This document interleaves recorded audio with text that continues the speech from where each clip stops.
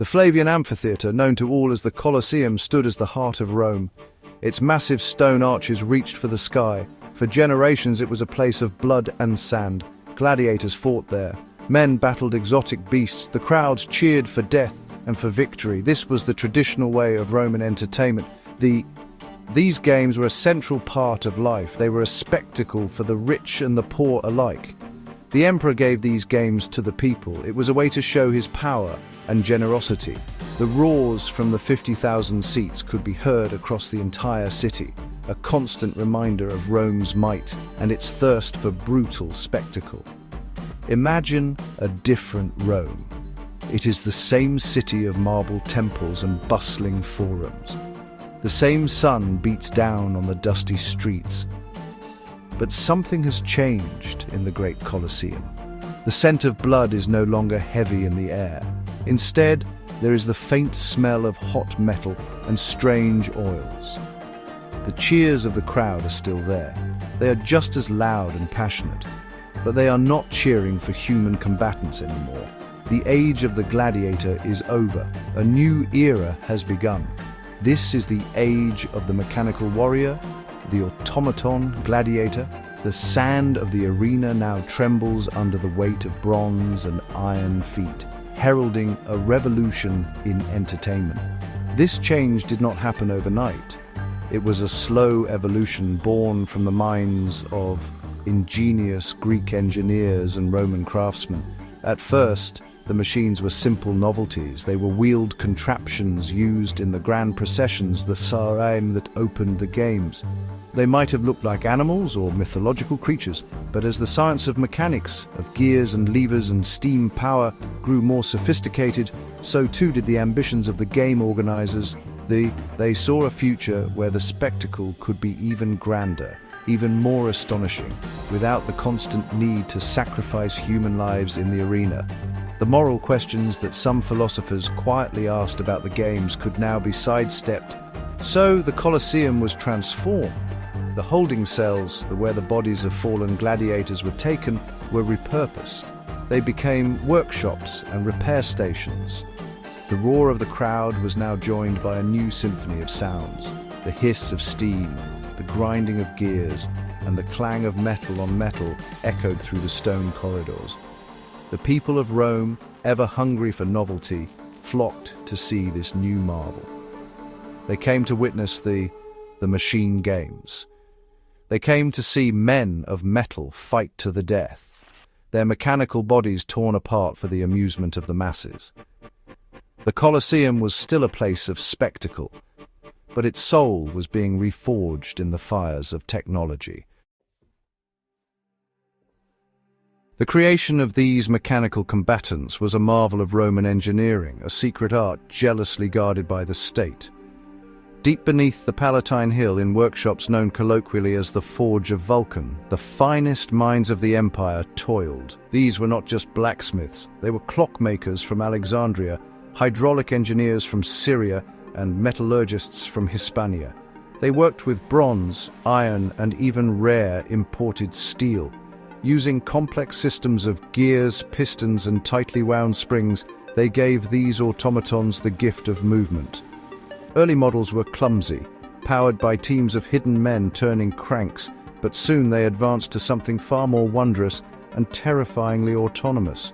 The designs of the robots were inspired by the gladiators they were replacing. There was a light and agile machine with a weighted net made of chain and a long, spring-loaded trident. Its bronze body was skeletal to save weight, allowing it to move with surprising speed across the sand. Then there was the hulking, its body a fortress of thick iron plates. It carried a short, powerful gladius capable of punching through metal and a towering shield.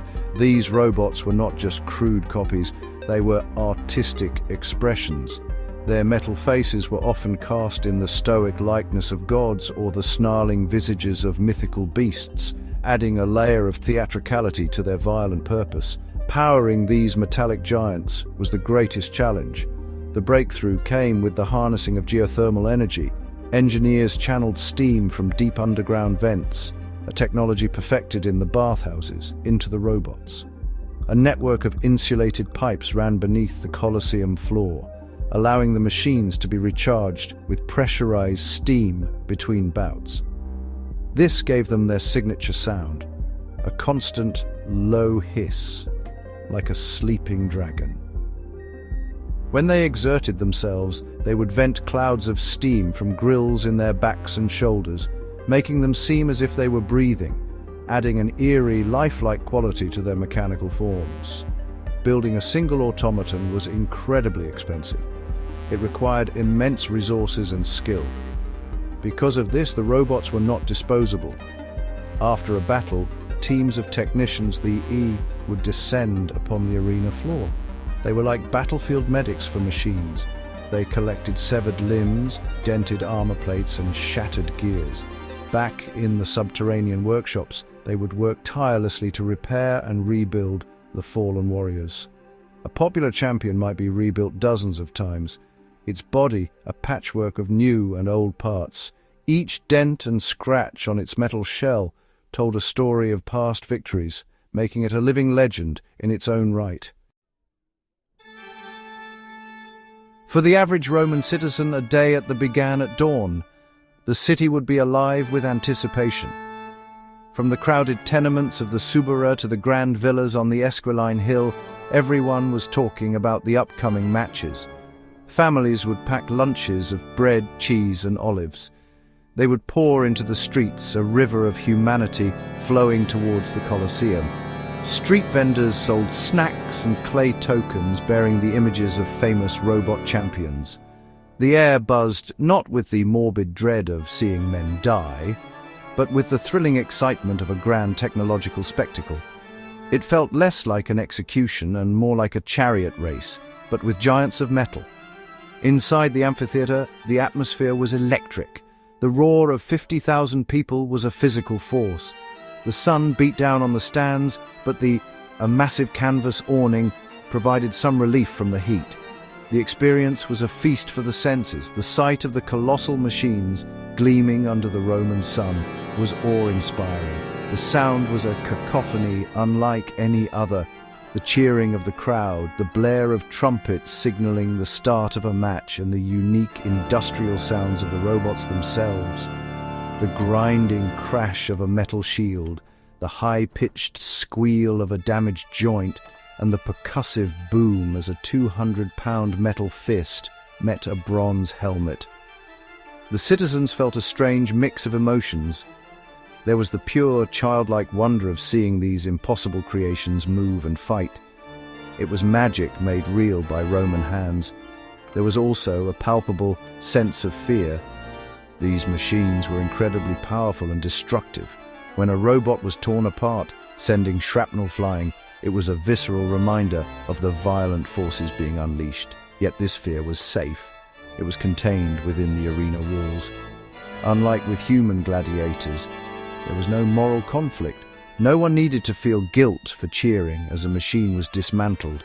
It was entertainment without the human cost, a perfect spectacle for a society that loved violence, but was also deeply proud of its civilization.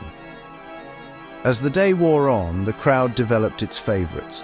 They would cheer for a plucky, undersized robot that used speed and cunning to defeat a larger foe. They would boo a machine that fought without style or flair.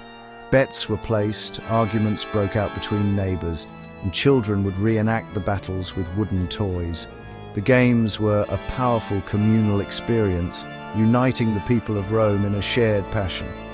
When the final match ended and the sun began to set, the crowds would pour back out into the city, their minds full of the metallic carnage they had witnessed, eagerly awaiting the next day of games. The robots had become the new heroes of Rome. The comparison between the flesh and blood gladiators of old and the new mechanical combatants was a frequent topic of conversation in the bathhouses and taverns of Rome. The gladiators were symbols of human endurance, skill, and courage in the face of certain death. A gladiator like Spartacus or Flamma represented the potential for a man, even a slave, to achieve a form of glory through martial prowess. Their stories were filled with drama, pain, and the tragic beauty of a short, violent life. The crowd could see themselves in the gladiator's struggle. They could relate to his fear and admire his bravery. Every fight was a human story, a life hanging in the balance. The robots, on the other hand, offered a different kind of appeal. They were paragons of power and perfection. They did not feel fear or pain. They executed their combat protocols with flawless precision. Their strength was superhuman, their endurance limited only by the steam in their boilers. The crowd admired the robots not for their courage, but for their design, their power, and their sheer destructive capability. A favorite robot, like the famous undefeated known as Ignis, Fire, was popular because it was an unstoppable force of nature. Its victories were a testament to the genius of its Roman creators, a symbol of the empire's technological dominance over all things. There were, of course, weaknesses to both. A human gladiator could be unpredictable, using cunning and improvisation in ways a machine could not. He could tire, however, and his body was fragile. A single, well-placed blow could end his career and his life. A robot, by contrast, was immensely durable, but could also be predictable. A clever opponent might learn to exploit a weakness in its design, such as an unarmored steam pipe or a slow-turning joint. When a robot was damaged, it did not bleed. It leaked steam and ground to a halt. The drama was not of life and death, but of mechanical failure and strategic dismantling. Ultimately, the crowd loved both, but for different reasons. The gladiators had been objects of a morbid personal fascination. The robots were objects of awe and imperial pride. Some traditionalists, old men who remembered the days of the great human champions, would complain that the new games lacked heart. They missed the raw humanity, the life or death stakes. But the younger generations were captivated by They saw the robots as the ultimate athletes, tireless and unbreakable. The shift from man to machine in the arena reflected a subtle change in the Roman soul, a move away from celebrating the struggle of the individual towards celebrating the power of the collective, of the empire itself. The old saying, panem et circenses, or bread and circuses, was the cornerstone of Roman public policy. Give the people free food and spectacular entertainment, and they will be too happy and distracted to cause political trouble. Now, the robot games, well, they elevated this principle to an entirely new level. The expense of building and maintaining a legion of mechanical gladiators was astronomical, a cost that could only be borne by the emperor and the state. This made the games an incredibly powerful tool of political patronage. An emperor could put on a 100-day festival of robot combat, a spectacle so grand and expensive that no mere senator could ever hope to compete. This technological monopoly fundamentally altered the political landscape of Rome.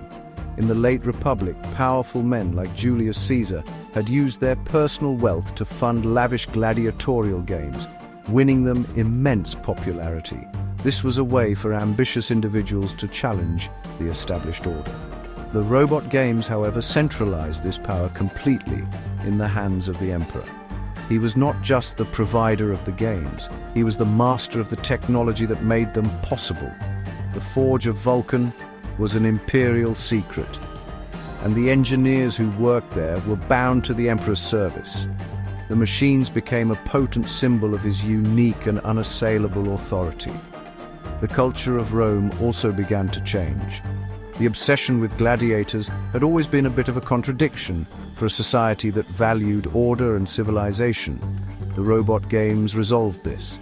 They provided all the violence and spectacle the people craved, but framed it as a triumph of Roman intellect and engineering. The games became a form of public education. Announcers would describe the mechanical workings of the combatants, praising the advanced use of gears or the efficiency of a new steam valve. Children played with miniature robot toys, learning the principles of mechanics as they played. The games fostered a culture of technological pride and innovation. Furthermore, the games could be used for sophisticated propaganda. Robots could be designed to look like the barbarian enemies of the empire. A machine painted to resemble a fearsome German warrior or a Parthian cataphract could be spectacularly and publicly dismantled by a heroic robot resembling a Roman legionary, or even one modeled after the emperor himself. These were not just battles, they were allegories. They told a story of Roman superiority and the inevitable defeat of its enemies. The message was clear and easily understood by every person in the crowd.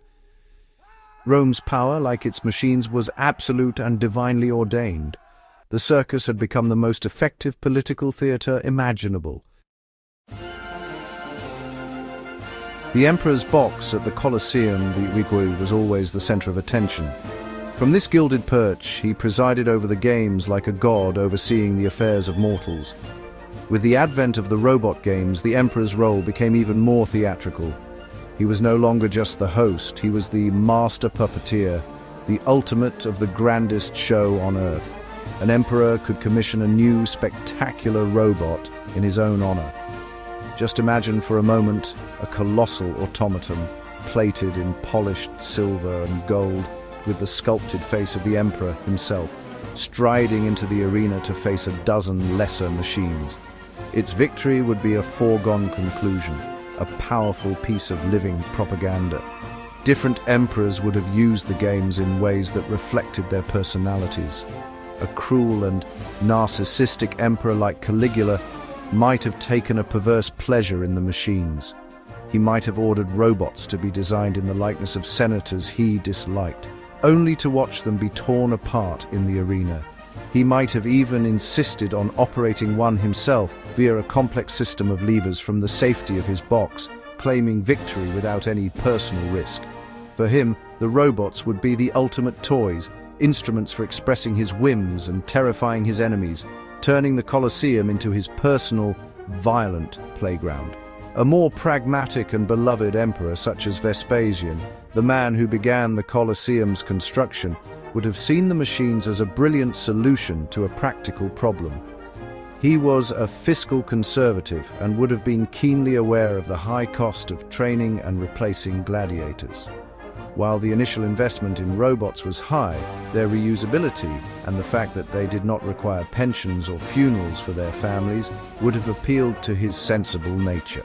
He would have presented to the people as a sign of a new, more efficient and more civilized Roman age, a project that brought glory to the empire without the constant shedding of Roman or slave blood.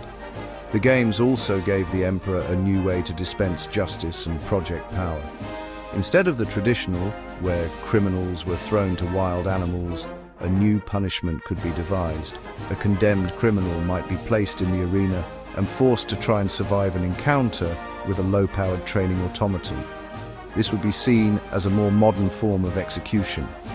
The emperor could also stage grand historical reenactments. Imagine the Battle of Actium retold with mechanical ships in a flooded arena, or the siege of a city with miniature robot legions. The emperor was not just providing entertainment, he was writing and rewriting history with actors of bronze and steam. The great Emperor Trajan, known for his massive public works and military conquests, would have embraced the robot games with unparalleled enthusiasm. For him, they would be another grand project on the scale of his famous form, or the bridge he built across the Danube. Trajan would have funded the construction of the largest and most powerful automatons ever seen, each one a testament to the empire's boundless resources. He might have commemorated his victory in Dacia by staging a colossal battle between 100 robots, styled as Roman legionaries, and 100 styled as Dacian warriors. For Trajan, the games were a celebration of Roman power, a spectacle to match the scale of his imperial ambition. His successor, Hadrian, a lover of Greek culture, architecture and engineering, would have been fascinated by the technology itself. He would have spent hours in the forge of Vulcan, conversing with the engineers and suggesting improvements to the designs. Hadrian might have introduced robots of immense complexity and artistry, machines that could not only fight, but could also perform complex movements, perhaps even mimicking the poses of famous Greek statues. For Hadrian, the games would be less about brutal combat and more about showcasing the pinnacle of human ingenuity. He would see the automatons as moving sculptures, a fusion of art and science that would bring prestige to his reign. The philosopher-emperor, Marcus Aurelius, would have had a much more complex and troubled relationship with the... As a Stoic, he was wary of excessive public spectacle and the passions it inflamed. In his private writings, he might have reflected on the nature of these machines. The automaton secutor is torn apart, he might write, but it feels no pain. The crowd roars, but its joy is fleeting. Is this a triumph of our reason, or a new way to distract ourselves from our own mortality? Publicly, he would have continued the games, knowing they were essential for maintaining public order. But he would have viewed them with a philosophical detachment, seeing them as another empty, repetitive cycle in the grand, indifferent cosmos. These varied imperial responses show how the technology would have been filtered through the lens of individual leadership. Trajan would see power, Hadrian would see art, and Marcus Aurelius would see a philosophical problem. The existence of the machines would force each ruler to confront questions about the purpose of entertainment, the nature of power, and the direction of Roman civilization. The robots in the Colosseum would act as a mirror, reflecting the values and anxieties of the emperor who commanded them. Each new emperor would inherit not just an empire, but a legion of metal gladiators, and the question of how to use them would help define his legacy. The long-term impact of the robot games on Roman society would have been profound and far-reaching. The constant demand for better, stronger and more complex automatons would have accelerated technological innovation at an incredible rate. The principles of steam power, gearing and metallurgy, perfected in the forge of Vulcan for entertainment, would inevitably spill over into other areas of life. Imagine aqueducts with steam-powered pumps, construction cranes capable of lifting entire marble blocks, and even primitive automated farming equipment. The Colosseum in this world would not just be an arena, it would be the Silicon Valley of the ancient world, a crucible of invention. This technological revolution would have reshaped the Roman economy and military. With machines capable of performing heavy labor, the reliance on slave labor, the very foundation of the Roman economy, might have diminished over time. This could have led to massive social upheaval, creating a new class of unemployed citizens who were even more dependent on the state's bread and circuses. In warfare, the Roman legions might have been supplemented by combat automatons, terrifying metal behemoths that could smash through enemy lines. The Roman army, already the most effective fighting force in the world, would become an unstoppable techno-military complex, capable of conquering and controlling on an unprecedented scale. Culturally, the legacy would be a complex one. Rome would be remembered not just for its laws, roads, and architecture, but as the civilization that birthed the machine age. Philosophers and poets would grapple with the meaning of this new reality. What did it mean to be human in a world where machines could replicate and surpass human strength? Did these creations have a form of spirit, AI, as the Romans believed, inhabited all things? This would create new schools of thought, new religious cults centered around the divine machine, and new artistic movements inspired by the sleek, powerful forms of the automatons. However, this technological advancement might also have contained the seeds of Rome's downfall. An over-reliance on machines could have made the Romans complacent and soft. Why learn to fight when a robot can do it for you? Why toil when a machine can do the work?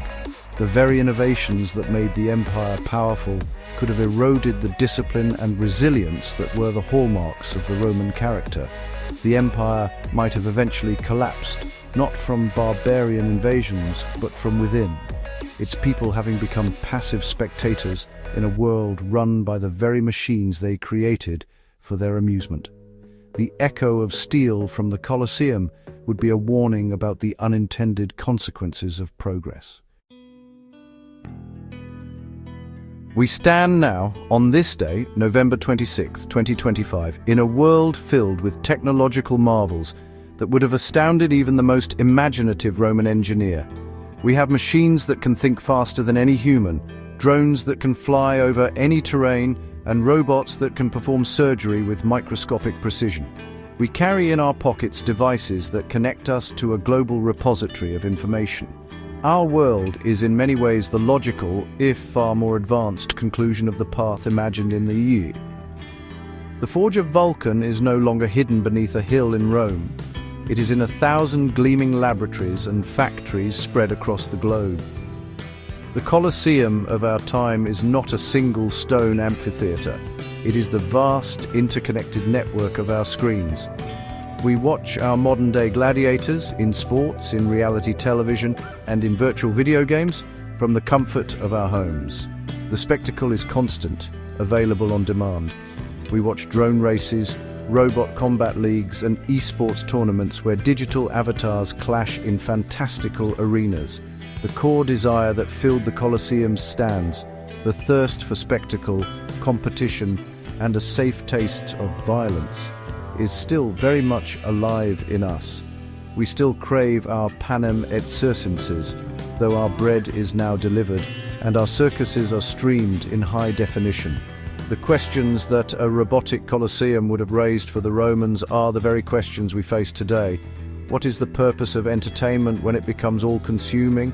What happens to a society when its entertainment becomes more real and more compelling than reality itself? The emperors used the games to pacify and control the populace, to distract them with grand spectacles.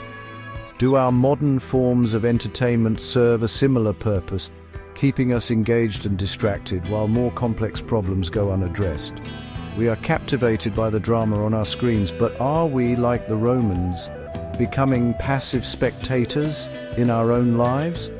And so we must ask ourselves, if we had the technology to build a new Colosseum and fill it with advanced humanoid robots for spectacular combat, would we do it? Would we flock by the millions to watch these machines tear each other apart for our amusement? Looking at our current entertainment landscape, at our fascination with both technology and conflict, the answer seems unsettlingly clear. The spirit of the Roman Colosseum, with its roaring crowds and its thirst for a good show, never truly vanished. It simply waits for the technology to catch up to the ambition. The arena is ready. The only question is what new champions we will choose to place upon its sand.